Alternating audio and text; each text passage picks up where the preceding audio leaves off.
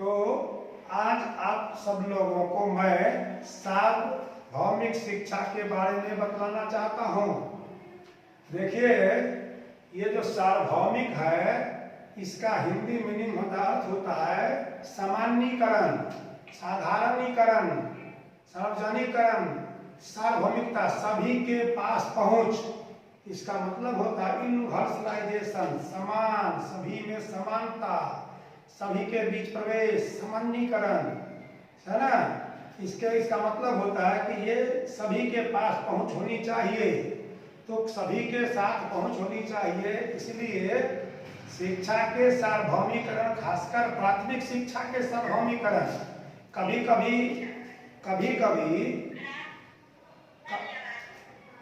कभी आप लोगों को कंफ्यूजन होता है कि प्राइमरी जो यूनिवर्सलाइजेशन है वो क्या है और एलिमेंट्री यूनिवर्सलाइजेशन क्या है। ये दोनों एक ही है। एलिमेंट्री यूनिवर्सलाइजेशन इसमें कहता है 6 से 14 वर्ष के जो बच्चे हैं पढ़ते हैं प्राथमिक विद्यालय में, 6 से 11 वर्ष के बच्चे, ठीक है, पढ़ते हैं प्राथमिक विद्यालय में। 6 से 11 वर्ष के बच्चे प्राथमिक विद्यालय में पढ़ते हैं और मध्य विद्यालय में 14 वर्ष तक के बच्चे पढ़ते हैं। तो एलिमेंट्री एजुकेशन का यही मीनिंग है कि सार्वभौमिक शिक्षा का मतलब है प्रारंभिक विद्यालय के बच्चों को निःशुल्क शिक्षा मिले, अनिवार्य शिक्षा मिले उसको। प्रारंभिक विद्यालय के बच्चों को निःशुल्क और अनिवार्य शिक्षा उसको मिले। हमारे भारत देश में आप जानते हैं, जैसा कि हमारा देश 1947 के पहले गुलाम था, तो दो तरह की यहाँ शिक्षा थी, बड़े लोगों की शिक्षा और छोटे लोगों की शिक्षा, अमीर और गरीबी की खाई थी। भारत में अंग्रेजी कल्चर होने के कारण अधिकारी वर्ग और इधर किसान और मजदूर वर्ग थे, तो सभी को शिक्षा सुलभ नहीं हो पा रहा था। भारत विशाल देश है, इसकी जो आबादी है 1947 में देश के बंटवारा के बाद जब देश की आजादी मिली तो इसकी आबादी लगभग 33 करोड़ थी। तो 33 करोड़ लोगों के बीच प्रारंभिक शिक्षा का पहुंच नहीं था। अधिकांश बच्चे विद्यालय से बाहर रहते थे, विद्यालय था ही नहीं, विद्यालय था नहीं। और आप जानते हैं जैसा कि 1947 में हमारे देश की जो पूरी जनसंख्या थी उसके 85% आबादी निरक्षर थे। 1947 में 85% लोग हमारे निरक्षर थे इस देश के। और आपको 6 से 11 वर्ष के जो बच्चे थे, मात्र 31% बच्चे ही विद्यालय जा पाते थे। 31% बच्चे मात्र जा पाते थे। उसका कारण था कि हमारे देश में विद्यालयों की कमी थी। नए देश में आजादी मिली थी, प्रखंड स्तर पर विद्यालय होता था, बड़ी दूर दूर में विद्यालय थे। जो भारत देश के जो यहाँ के वासी थे, जिन लोगों ने मिडिल स्कूल खोला, अंग्रेजों के द्वारा खोले हुए स्कूलों की संख्या कम थी, जिसके कारण प्रारंभिक बच्चों को स्कूलों में दाखिला नहीं हो पाता था। दूरी होने के कारण, भौगोलिक दूरी होने के कारण बच्चे अपने विद्यालय नहीं जा पा रहे थे। और आपको मैं बताऊं कि 1988 और 89 में जो स्थिति थी प्राथमिक बच्चों की, वह बच्चे बीच में पढ़ाई छोड़ने वाले 46% बच्चे थे। जो प्राथमिक विद्यालय में ही 46% बच्चे 1988 और 89 में विद्यालय छोड़ देते थे। और पहली क्लास से 8वीं क्लास तक के जो बच्चे थे, उनमें से क्लास छोड़ने वाले की संख्या थी 64.8%। 64.8% बच्चे पहली क्लास से 8वीं क्लास के बीच पढ़ाई बीच में छोड़ देते थे।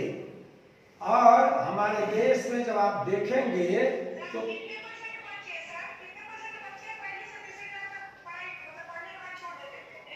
पहला से पचमा में 31%, पहला से पचमा में 46% बच्चे क्लास छोड़ देते थे।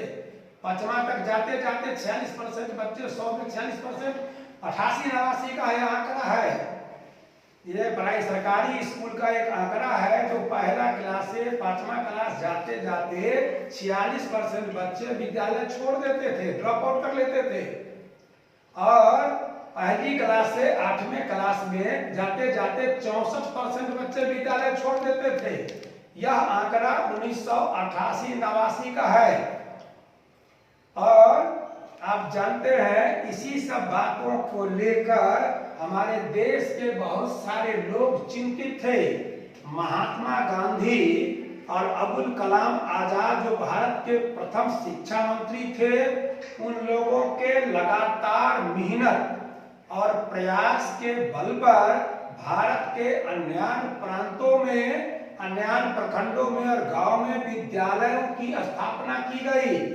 और गांधी जी ने देश की आजादी के पहले ही से भारत के जो लोग थे, धनी थे, जमींदार थे, राजा थे, शिक्षाविद थे, उद्योगपति थे, उन लोगों को उन्होंने आह्वान किया कि भारत का विकास केवल और केवल शिक्षा से होगी, इसलिए शिक्षालय की स्थापना हो।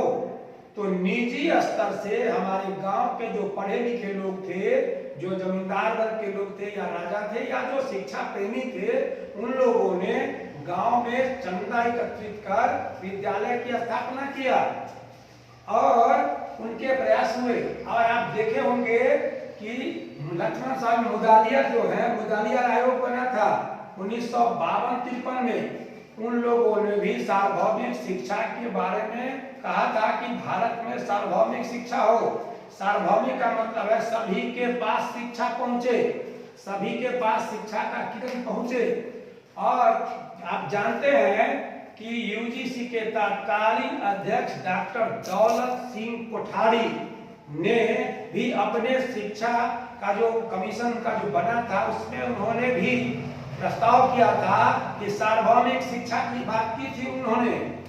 उसी चीज को 1986 की नई शिक्षा नीति जब आई, तो उस नई शिक्षा नीति में कहा गया कि सार्वभौमिक शिक्षा की बात की गई। सार्वभौमिक शिक्षा मतलब सबको समान अवसर प्रदान किया जाए। चूंकि भारत देश का जो संविधान है, जैसा कि आप सभी लोग जानते हैं, पढ़े हुए हैं, कि हमारे देश में जब संविधान लागू हुआ 1950 को, तो उसमें एक मौलिक अधिकार है जो अनुच्छेद 14 से 12 से 35 तक के लिए है, जिसमें कहता है 14-15 में समता का अधिकार कहता है ना, उसमें कहता है कि सभी को धर्म, जाति, लिंग, भाषा के आधार पर किसी से भेदभाव नहीं किया जा सकता है, चाहे वह लड़का हो, लड़की हो, अनुसूचित जाति हो, अनुसूचित जनजाति हो, अग्रा वर्ग हो, पिछड़ा वर्ग हो, क्रिश्चियन हो, मुस्लिम हो, सिख हो, पारसी हो, जैन हो, कोई भी हो, सभी के साथ समान व्यवहार हमारा संविधान कहता है। तो हमारे देश में शिक्षा सभी के पास सुलभ हो, इसके लिए आप जैसा कि जानते हैं, हमने पढ़ाया था आपको शिक्षा के अधिकार अधिनियम, जिसमें मैंने आपसे पहले बतलाया था कि अनुच्छेद 45 यह व्याख्या करता है कि 1950 से 1960 तक 10 वर्षों के लिए प्राथमिक बच्चों को 6 से 14 वर्ष के बच्चों को कहा था निःशुल्क और अनिवार्य शिक्षा हो। लेकिन हमारे देश में जब 10 वर्षों में यह जो उद्देश्य था वह पूर्ति नहीं हो सका, इसके पीछे कारण था कि जनसंख्या में भारी वृद्धि हो रही थी, तो उसके हिसाब से हमारे विद्यालय नहीं बन रहे थे।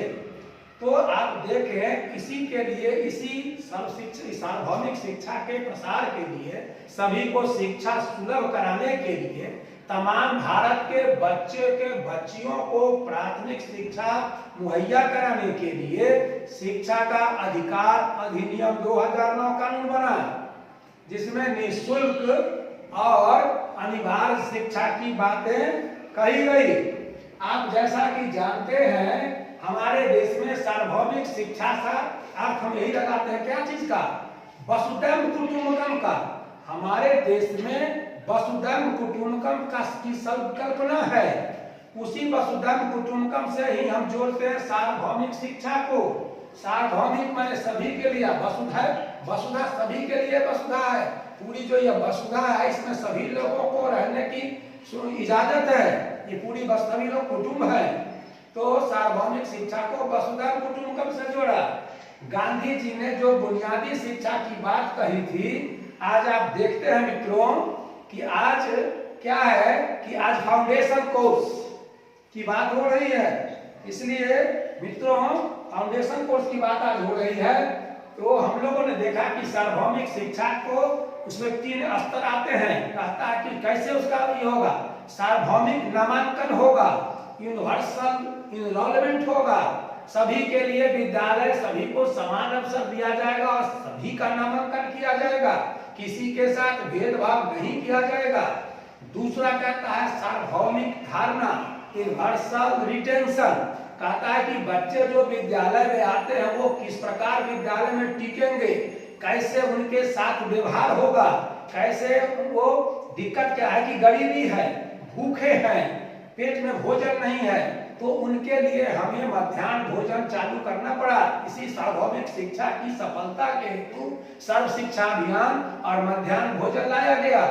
और कहा कि सार्वभौमिक प्रगति, यूनिवर्सल प्रोग्रेस, सार्वभौमिक प्रगति हमारी शिक्षा में कैसे होगी, तो उसके लिए कहा कि हमें कस्तूरबा, जैसे हमने कस्तूरबा विद्यालय बनाया, पहले क्लास से 8वां क्लास के लड़कियों के लिए आवासीय व्यवस्था की हमने, और उसी के लिए व्यवस्था हुई। और कहा कि इन बच्चों के लिए सर्व शिक्षा अभियान, अनौपचारिक शिक्षा, अनौपचारिक शिक्षा का सेंटर हर जगह हो। जो बच्चे औपचारिक विद्यालय में, नियमित विद्यालय में नहीं जा पा रहे हैं, उनके लिए अनौपचारिक विद्यालय हो, आंगनबाड़ी सेंटर हो, जहां पर बच्चों को शिक्षित किया जा सके। प्राथमिक शिक्षा की सफलता हेतु सार्वभौमिकरण के लिए आंगनबाड़ी सेंटर, उनके लिए कस्तूरबा विद्यालय, उनके लिए अनौपचारिक सेंटर, ये सब जो आप देख रहे हैं ये सब शिक्षा के सार्वभौमिकरण के लिए ही है, प्राथमिक शिक्षा के लिए।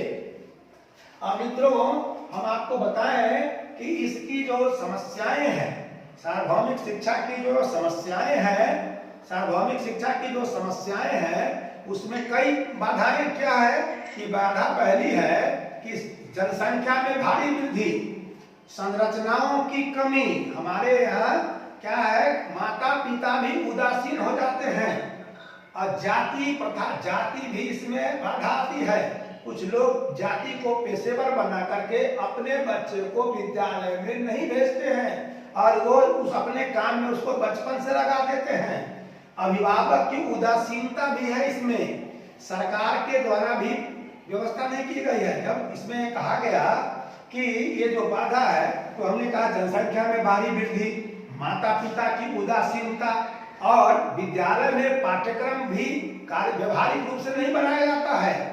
रटने रटाने की जो प्रथा है वह विद्यार्थियों को क्या लगता है, भारी लगता है। इसलिए पाठ्यक्रम को रुचिपूर्ण बनाना चाहिए, पाठ्यक्रम को बाल केंद्रित बनाना चाहिए, शिक्षा को खेल और व्यवहार से जोड़ना चाहिए। खेल कूद से अगर बच्चे के साथ जोड़ा जाए और बच्चे के बीच प्रशिक्षित अध्यापक हो, वैसे अध्यापक जिनको समय समय पर नौकरी में रहते हुए उनका प्रशिक्षण होता हो, जो विद्यालय में जाए तो बच्चों के साथ सहानुभूति पूर्वक, प्रेम पूर्वक, मित्रों की भांति, परामर्शदाताओं की भांति उनसे व्यवहार करे, न कि वह जुल्मी के तरह व्यवहार करें, पुलिस की तरह व्यवहार करें। बच्चों से जुड़ना एक कला है। बच्चे तो भोले होते हैं, भविष्य होते हैं, उनको आप जिस प्रकार से ढालेंगे उस प्रकार से वह ढलेगा। इसलिए शिक्षा के सार्वभौमिकरण में 3 बात आपने देखा, universal enrolment, universal retention, universal progress, और आपने उसके बाधा को भी देखा और उसकी सफलता के क्या सब हो सकते हैं कार्य। तो शिक्षा का अधिकार अधिनियम, सर्व शिक्षा अभियान, मध्याह्न भोजन, कस्तूरबा बालिका विद्यालय, आवासीय विद्यालय, आंगनबाड़ी सेंटर, अनौपचारिक शिक्षा, ये तमाम तरह की जो शिक्षाएं हैं वो शिक्षा के सार्वभौमिकरण के लिए है। और बच्चों हमारा कोई भी राष्ट्र तभी विकास करेगा जब उसके अंदर शिक्षा होगा। क्यों?